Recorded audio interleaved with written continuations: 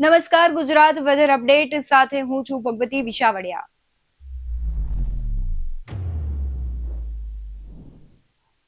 રાજ્યમાં કાળઝાળ ગરમી પડી રહી છે। આ વચ્ચે હવામાન નિષ્ણાંત હવામાન વિભાગ દ્વારા રાજ્યમાં હવામાનના પલટાને લઈને ઘણી બધી આગાહીઓ કરવામાં આવી રહી છે।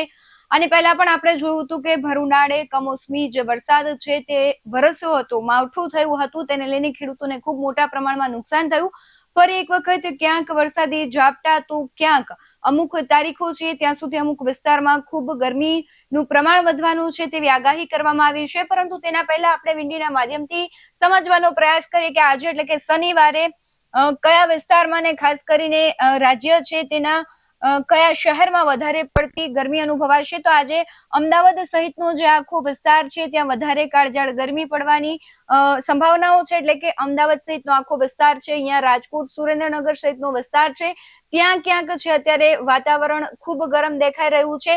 તો આગામી રવિવાર એટલે કે આવતીકાલની જો વાત કરવામાં આવે તો વાતાવરણમાં ધીમે ધીમે પલટો આવશે અને આવતીકાલ સવારથી છે તે વાતાવરણમાં પલટો આવ્યા બાદ ખૂબ જ આકરી ગરમીનું છે ગુજરાતમાં લોકોને સહન કરવી પડશે તેવી સ્થિતિનું નિર્માણ થશે। આ તમે જોઈ શકો છો કે આખો વિસ્તાર છે ત્યાં અત્યારે વધારે ગરમી પડવાની સંભાવનાઓ દેખાઈ રહી છે। એટલે કે આખો વિસ્તાર છે અહીંયાનો અમદાવાદ સહિતનો, રાજકોટ, સુરેન્દ્રનગર આ તરફ આપણે વેરાવળ એટલે કે દરિયાકાંઠાના વિસ્તારમાં મધ્યમ છે તે વાતાવરણ રહેવાનું છે, એટલી ગરમી નથી પડવાની। પરંતુ કચ્છનો ને આખો રાપર સહિતનો વિસ્તાર છે ને અહીંયા જે સુરેન્દ્રનગર, મૂડી, ખાસ કરીને સુરેન્દ્રનગર, મૂડી, રાજકોટનો વિસ્તાર છે ત્યાં વધારે ગરમી પડવાની છે। તો બીજી તરફ આપણે કચ્છના પણ અમુક જે ભાગો છે ત્યાં વધારે ગરમી પડે તેવી શક્યતાઓ દેખાઈ રહી છે। સાથે દરિયાકાંઠાનો વિસ્તાર છે ત્યાં 30 થી 32 જે અંશ સેલ્સિયસ છે તે તાપમાન રહેવાનું છે। ખાસ જુનાગઢમાં આપણે જોતા હોય છે કે જુનાગઢ એટલે કે ત્યાં ગિરનાર પર્વત છે એટલે ત્યાં પણ વધારે તાપમાન હોય છે ને ત્યાં વધારે ગરમીનો અહેસાસ પણ થતો હોય છે। ત્યારે આવતીકાલે ત્યાં પણ 38 અંશ સેલ્સિયસ તાપમાન રહેવાનું છે। જામનગરમાં 37, ગાંધીધામમાં પણ 37, ઓખામાં 31, મૂડીમાં સૌથી વધારે 42 રહેવાનું છે। આમ પણ આપણે જોઈએ છે કે સુરેન્દ્રનગર, મૂડી અને રાજકોટ સહિતનો વિસ્તાર છે ત્યાં ખૂબ વધારે આકરો તાપ પડે છે, ગરમી પડે છે અને આગામી દિવસોમાં પણ ત્યાં છે વધારે તાપમાન જોવા મળશે।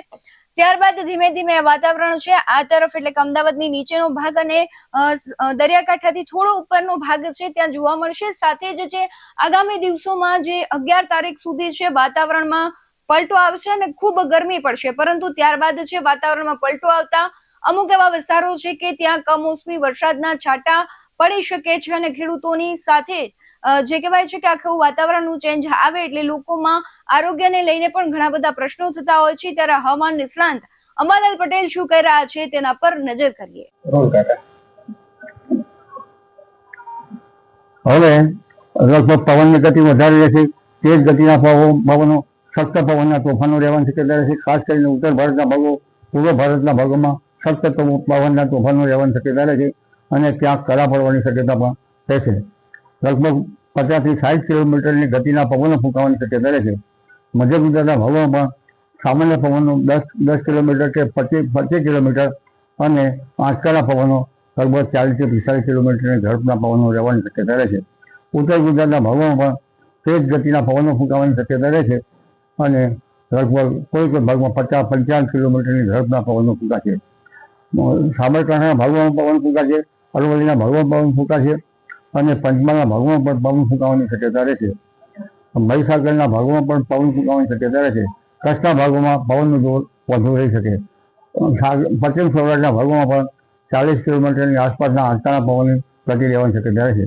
દક્ષિણ ગુજરાતના ભાગોમાં પણ આંચકાના પવનની ગતિ 40 કિલોમીટરની આસપાસની રહેવાની શક્યતા રહેશે।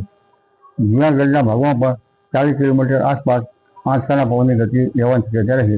તારીખ 4-5માં લગભગ ઉત્તર ભારતનું હવામાન પલટાશે અને કેટલાક ભાગમાં કરા પડવાની શક્યતા રહેશે।